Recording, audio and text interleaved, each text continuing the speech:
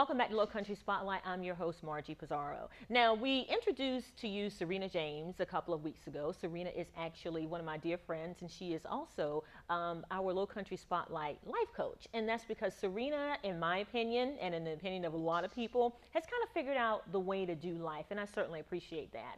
So, before I toss it to Serena and have her to share some insight with you, I want just to kind of set the stage for what she's going to be talking about. Now, I don't know if you all out there in our viewing audience noticed or not, I kind of got my hair cut, or at least I got some hair that's a little different than the hair that I normally have. We can talk more about that later.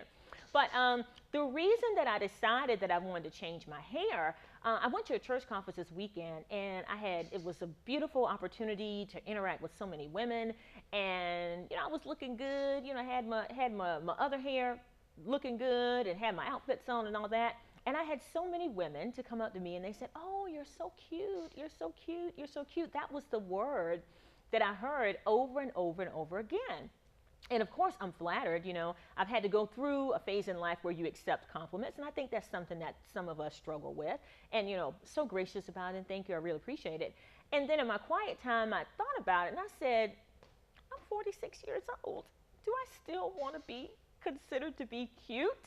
And I decided that I wanted to do some things so that the inside of me and my level of maturity and professionalism and all that stuff was actually reflected on the outside. Now, some of you may not have a clue about what I'm talking about. This could just be something that I thought about, while I was laying in bed after having, too many chocolate chip cookies.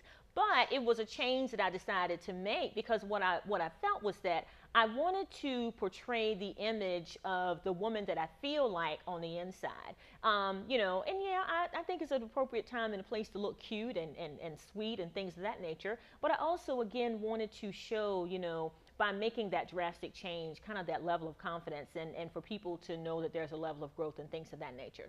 So Serena is going to chat with you all a little bit about how sometimes it's important for us to make some changes on the outside so that the inside of us is more accurately reflected. And we are tossing it to Serena James. Sit right there. She's coming right now. Margie, oh my goodness, I love that cut on you. You are so fierce. I love the end result, but more than that, you know what I love? I love how you got there. I love that you took the time to be able to hear from yourself and go, you know what? I am X amount of years old now and I'm going to reach for deeper than cute. And you went out and you did what you wanted to do. And I love that because in a world where we hear so many people's opinions thrown at us and so many people's experiences and so many other people's ideas of what we should do and what we should be, it is good to be able to hear from yourself. And sometimes that noise, that other commentary, it interrupts and interferes with who we really need to hear from. You need to be able to hear from you. And that is exactly who I want to talk about for a few minutes here. I just want to talk about you. You and your spirit and your soul and the truest expression of yourself. What do you want out of your life? What are those goals that you have aside from any other opinions? What do you want out of your life and what are you working towards? Sometimes we run these races based on other people's opinions. We run these races and we don't even want to be declared winner of that given thing that we're running toward. It is so amazing to me how some people run against these imaginary competitors and these imaginary voices that they have that tell them what they want to do and what they want to be and are not really able to hear from themselves. So today I want to ask you to do three things. I just want to ask you to stop and breathe and think. What is it that you want out of your life? What do you want to become? What strides are you making towards that journey? Listen, you are in a process. I am in a process. We have not arrived yet, but we're getting there. We're going through.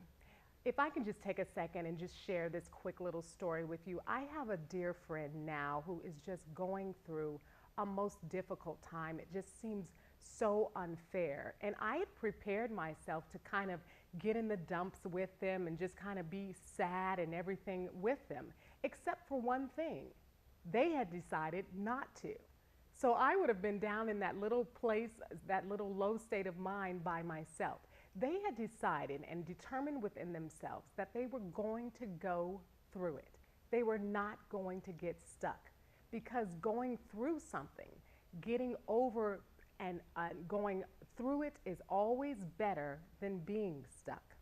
So here's to the process of getting there. And through that process, we often make mistakes. We will. It's not even if you make a mistake, it's more accurately when you make a mistake. Learn from it. If from that mistake comes your clarity and comes your strength and comes your growth and your inner resolve to do better, then guess what?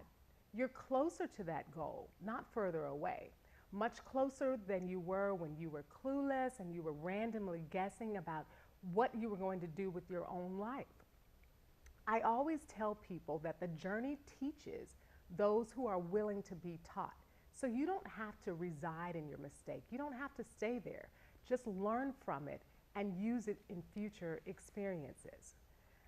I also want to say to you that there is such a necessity of staying on speaking terms with yourself. There are many people you go through life and you try to ignore. You should not be one of them. You're never, ever going to survive a long-distance relationship with yourself. What would you do, out of curiosity, to get a second date with you? Where would you go? What's your favorite place of peace to be able to think about your aspirations and your goals? Where would you go to impress even yourself? You are so worth the energy and the effort it takes to stay connected to you. One of the things, again, that I love about the result of Margie's fabulous haircut is that she said, you know what? I went home and I thought about it. And that is so good to do.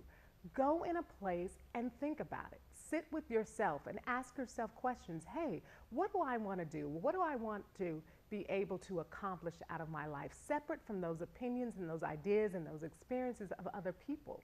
What do I want out of my life? It takes you to be able to survive. You need you to be able to survive. Stay in touch with your feelings. Stay connected. And don't worry about long explanations and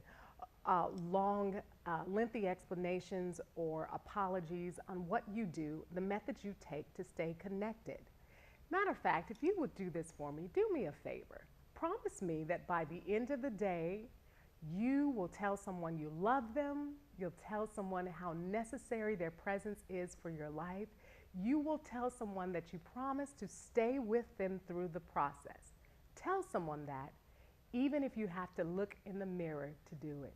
Have a good day, everyone.